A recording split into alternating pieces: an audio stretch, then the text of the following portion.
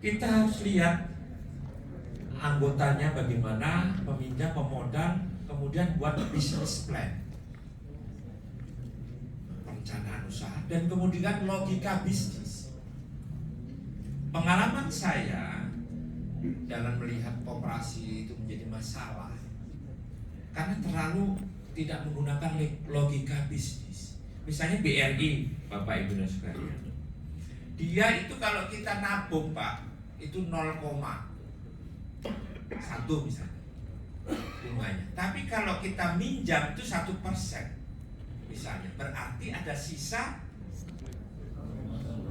0,9%. Itu namanya secara logika bisnis untung dia.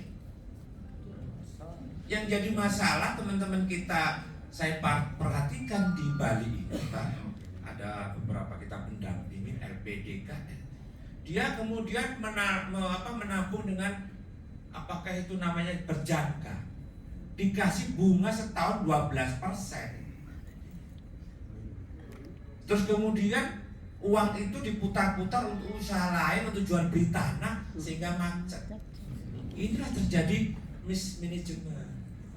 Nah ini maksud saya, disinilah kita perlu pendampingan kita Pak WK. Jadi perlu sebetulnya jangan khawatir dengan polisi, dengan jaksa. Yang penting Bapak Ibu dan saudara sekalian, kita tidak, apalagi dalam koperasi ini, kejaksaan itu melakukan pendampingan, kita lakukan pembinaan. Karena mengapa?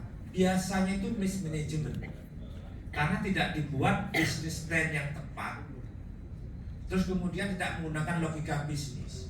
Misalnya nih Bapak Ibu dan sekalian, anggota kita ini pendirinya 20 orang, semua ini jadi pengurus, kan gitu misalnya kan.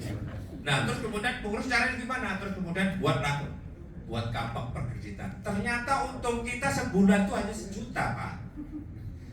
Kemudian untuk honor 1,5 juta. Itu maksud saya mismanajemennya di situ.